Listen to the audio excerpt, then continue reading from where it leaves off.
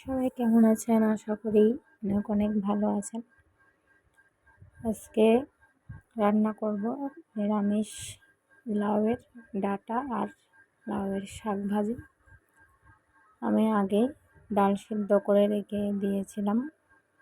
ওটা মুগ ডাল আর না হলে বুটের ডাল, যে কোনো ডাল দিয়ে রান্না করা যায়। আমি রান্না করতেছি আজকে হলো গিয়ে কলই ডাল দিয়ে।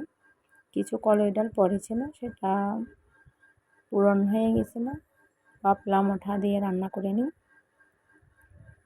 তো এখানে প্রথমে দুইটার মতো শুকনো মরিচ দিয়ে দিলাম, আর পাঁচফোড়ন, যেহেতু এটা নিরামিষ হবে, আদা পেস্ট, টমেটো কুচি।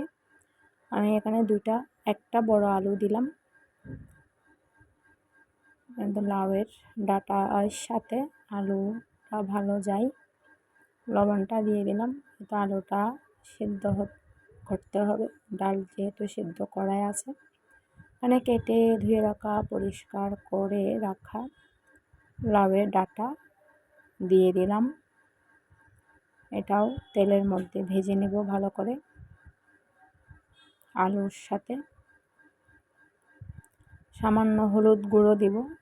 অন্যান্য মশলা আমি ডালের মধ্যে দিয়েছিলাম, হলুদ, মরিচ, ধনে গুঁড়া, জিরা গুঁড়া মশলা আমি ডাল সিদ্ধ করার সময় দিয়েছিলাম। এখানে সামান্য হলুদ গুঁড়ো দিলাম, দিয়ে ভেজে নিচ্ছি লাউয়ের ডাঁটাগুলো। ভাজা হয়ে এলে এখানে ওই সিদ্ধ করে রাখা ডালটা দিয়ে দিব। ডালটা আরেকটু সিদ্ধ করতে হবে, এই জন্য ডাঁটার সাথে দিয়ে দিলাম।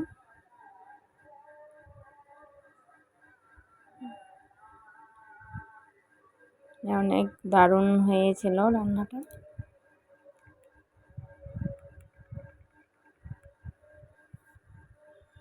এখন শাক ভাজিটা করে নিব, এই জন্য আমি আগে সেদ্ধ জলটা হালকা ফেলে দিব, একটু লবণ দিয়ে। লবণ দেওয়ার পর জল অনেকটাই বের হয়ে যায়।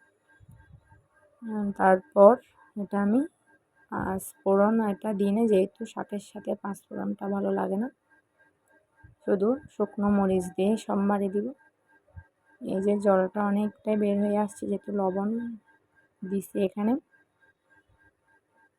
শাক একদম অল্প ছিল, ডাঁটা থেকে যে কয়টা নিয়েছিলাম ওইটুকুই এক পাশে তুলে রেখে বাটিতে এখন আমি তেল দিলাম। এখানের মধ্যে একটা শুকনো মরিচ কুচো করে দিয়ে দিলাম। তারপর শাকটা দিয়ে দিব এখানে। শাক ভাজা হয়ে এলে আমি সামান্য সর্ষে পেস্ট করে রেখেছিলাম, এটা দিয়ে দিব এখানে। লাউয়ের পাতা শাকের সাথে সর্ষে বাটা অনেক ভালো লাগে। সর্ষে বাটা পছন্দ না করলে এটা নাও দিতে পারেন।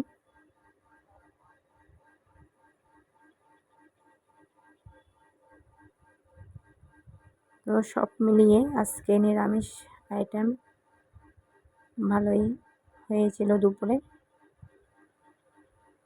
সবার সুস্বাস্থ্য কামনা করে ভিডিওটা আজকে এই পর্যন্তই। সবাই ভালো থাকবেন, সুস্থ থাকবেন এই কামনা করি। Tata, bye bye.